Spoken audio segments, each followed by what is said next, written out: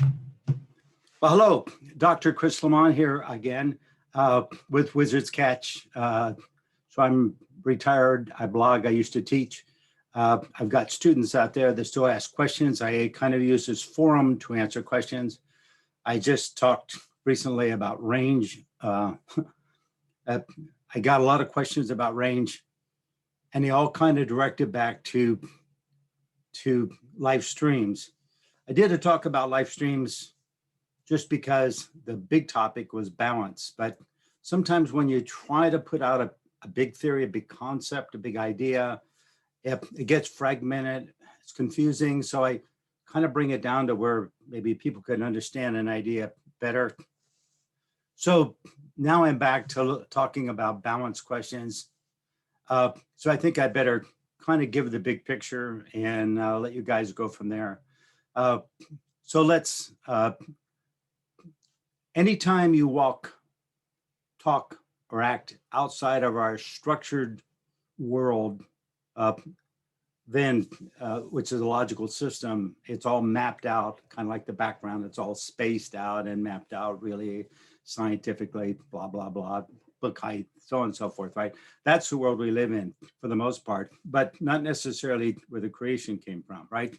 My idea in expressing, but no, certainly not an original idea from Chris. It's been around ever since Western philosophy's been around, all the way back to Plato. So let's take a look at that at the big picture, why balance is in there and why there are some other components in there. A philosophy is just simply a philosophy. It's not the truth. It's like, I'm not all sure that we could put the truth into a language that would make sense in our logical world, because it doesn't come from the logical world. It comes from what created the logical world. My story, okay? So let's go along for the ride, and we'll make it a metaphor, and we'll make it a fun story. Since we're making this all up anyhow, let's just have fun with it.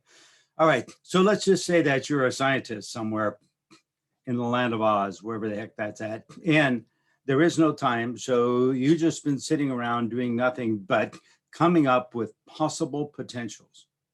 So you've spent a no time space, because there's no time, right? So it's like, wow.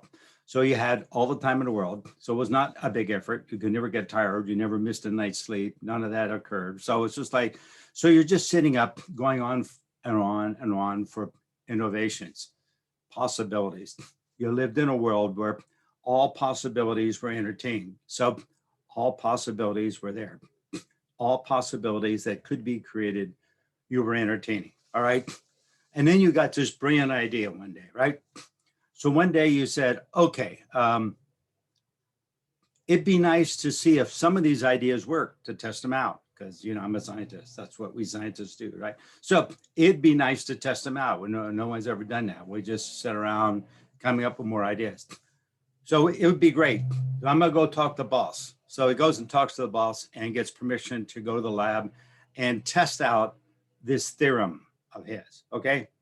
So he goes down to his little lab and he starts to test it out. And his whole idea is that if this piece of creative system could produce all possibilities, but therefore, if it did that, it would have to not have a bias, because then it would be only producing some of the possibilities, not all.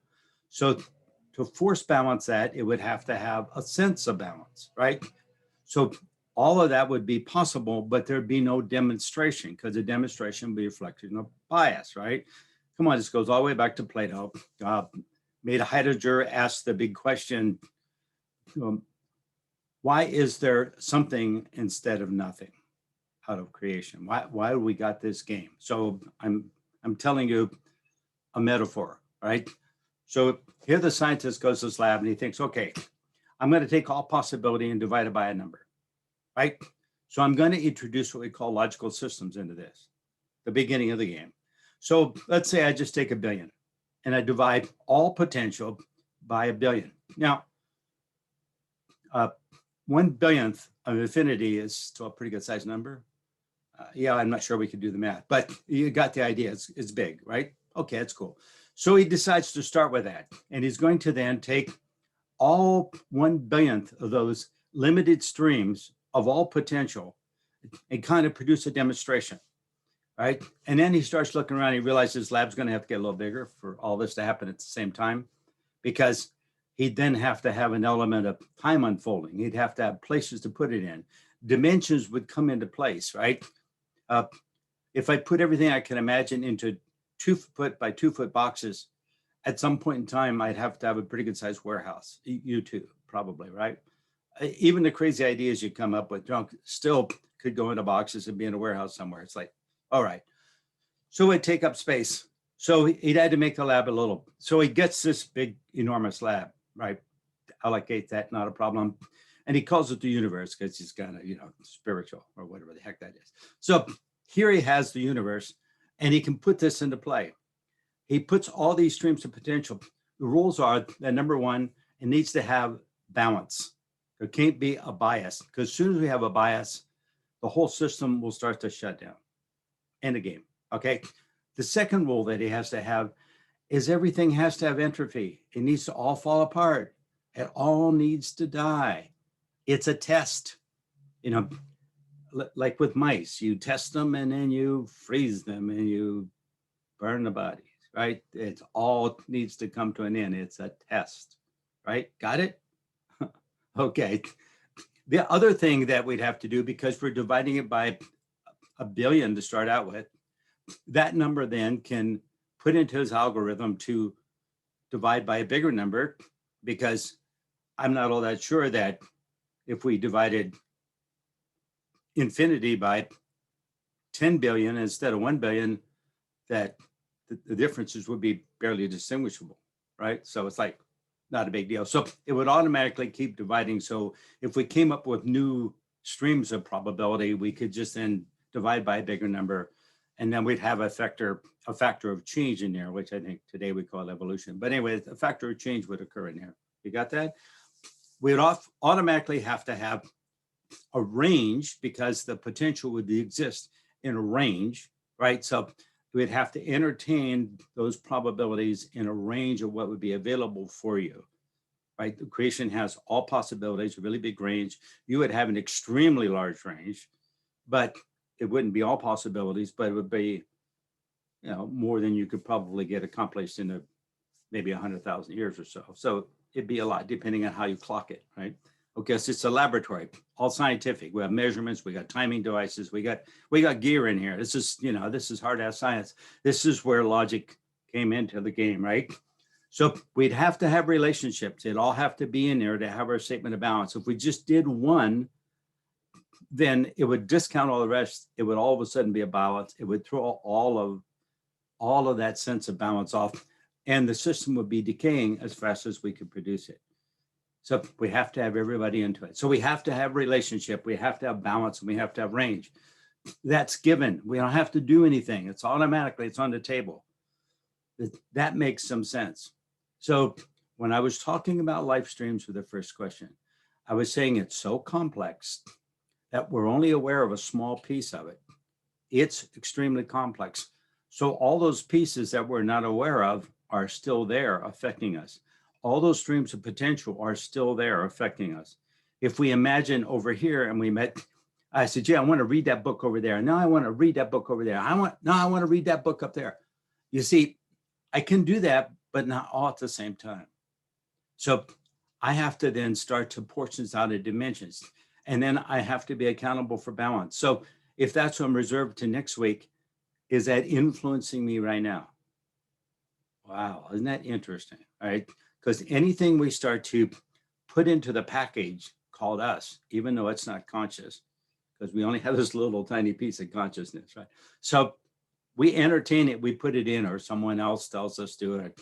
I got notes all over the place, a book that maybe I want to read someday. Are they influencing me because they're hanging on my wall with a post them? Oh, probably, because every now and then I look up and said, God, where did I come up with that idea? What do I want to read that for? What is going on? I can't even remember. I'm old, it's like, give me a break. So I start to realize, wow.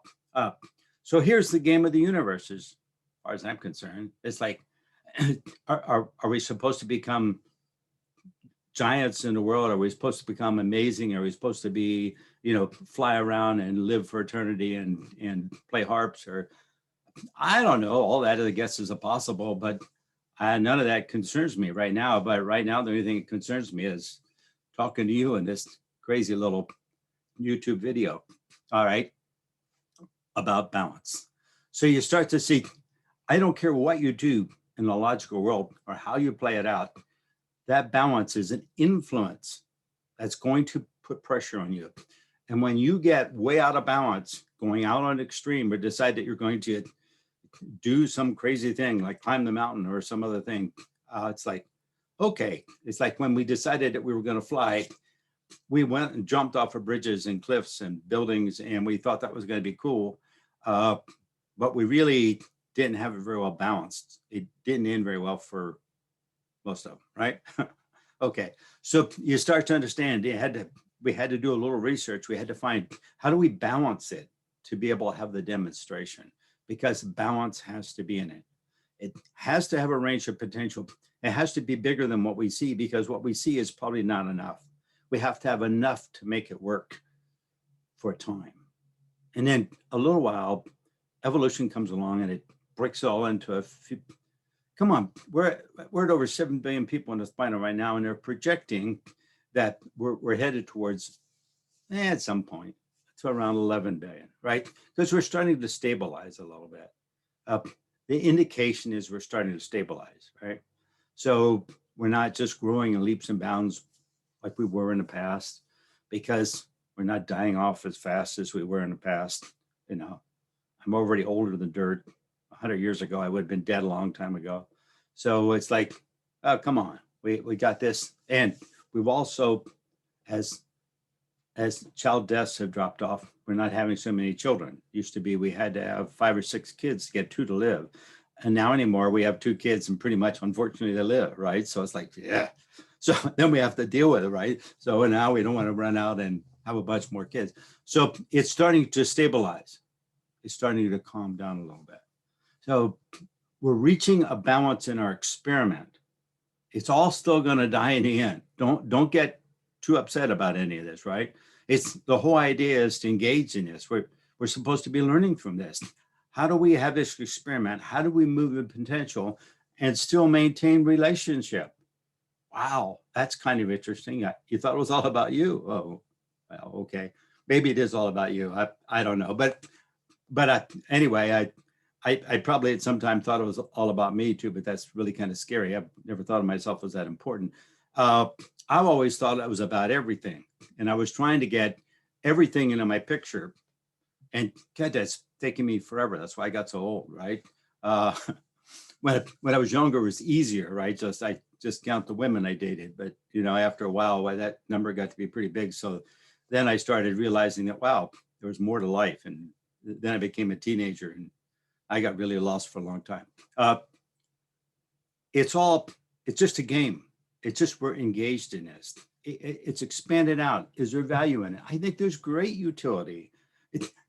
Doesn't it excite you when you come up with a novel idea? Doesn't it excite when you fix something, right? Doesn't it excite you when you all of a sudden can make things work? Yeah, I know right now in the US, we're kind of into like, how do we make more money? But they didn't work out real good. But, if you're not aware they didn't work out real good, well, hang loose, because you'll find out sooner or later. But it didn't work out real good. Some people made some money. Some people didn't make a whole lot of money. But the whole system is kind of a house of cards. So we'll go back to the drawing board and we'll do something over again. It's not the end of the world yet. And I'm not sure that the world's going to come to an end like that. I'm not sure that, because we had to slow down this momentum of time to have this dimensional piece come into play, why I think that this could last forever. From the Kabbalah, if you guys remember the old teachings, right? It basically says, and I loved it, it says that out of the fire of creation, a spark flies out, and the spark goes through the air and turns out dark and hits the ground, and it's gone.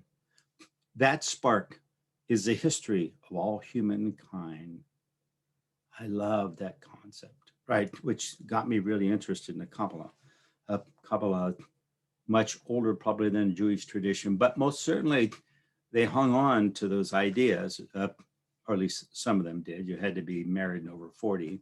And an age where people died at 47, it didn't give you a whole lot of time to be a Kabbalist. But nonetheless, you get the drift of it. I like those ideas. I'm not saying that we need to restore those ideas, because it was just a way to be able to embrace phenomena. It was an easier way to talk about a creative process when we have no language, because it's not part of the logical system, which is what our language is based on. So it's really tough. And that's why when we get a simmer taste of it, it simmers up, is what I was trying to say. And we get an innovation, we get inspired, we get a taste of it, we get excited about something. All of that comes up as a phenomena, right? Yeah, it might affect your biology, might change your heart rate or something, I don't know, because you get all excited about something. But you see, you're starting to engage. We do this so much. Just the energy to get up and go clean the garage or mow the lawn or whatever it is that you do in your spare time when you're not innovating comes into because you feel it. You'll sit there and you think, I got to go out and rake the leaves today. I don't really feel like it, but I got to do it. I'll have a cup of coffee here first. And, it's kind of like, come on, I'm going to get energy out of coffee. No sugar in my coffee. No, come on, there's no energy in that coffee, right? But all of a sudden I go, yeah, okay, I'm ready. I'm going to go rake the leaves. I'm going to go have fun with it, because I can remember when I was a kid, I used to love to run through those leaves. So I'm going to go run through the leaves, and I'm going to rake them all up, and I'm going to bale them all up, and I'm going to figure out how to put them out. You see, because that's how we operate. That didn't come from the coffee.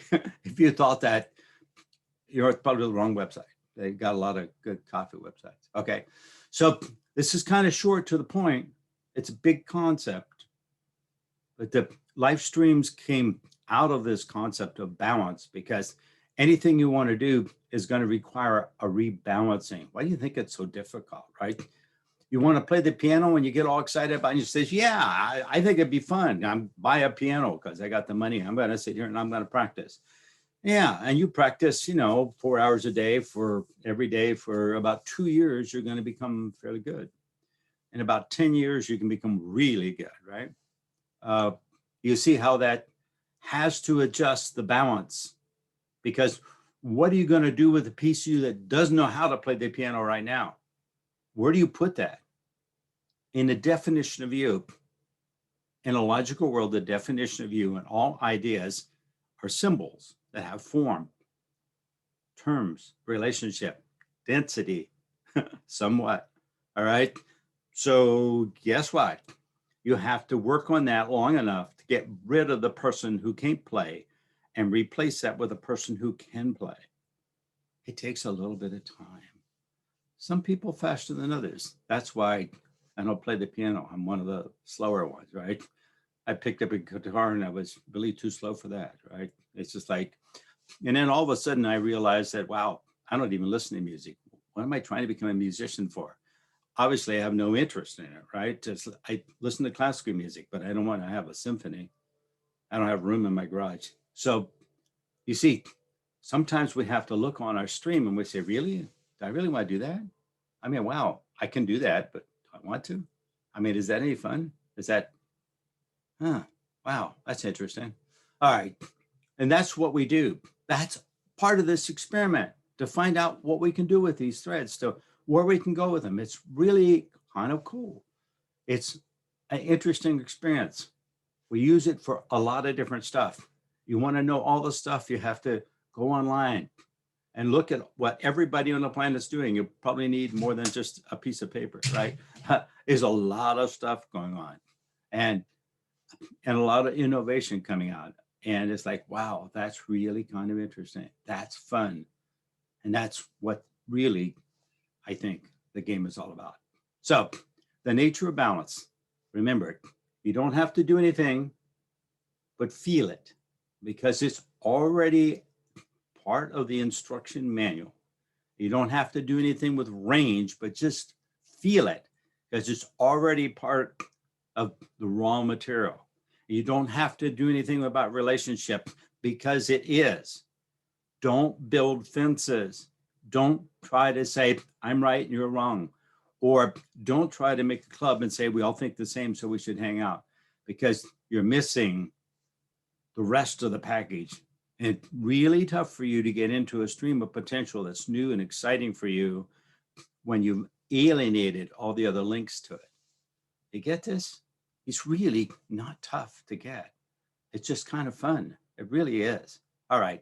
I think I've said enough. This is kind of a big bite, but this is all about balance, but it's also a little bit about what I call the phenomena system or the creation system, whatever word you want to use for it. I don't care if you want to call it gods or whatever, but we've done that for a long time. We got to find a new term, right? Because they get tired of repeating.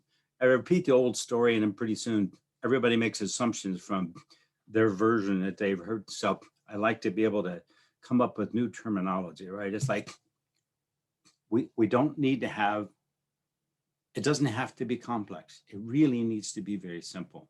It's just the energy to supply, play into the game, okay? And that's kind of cool. All right.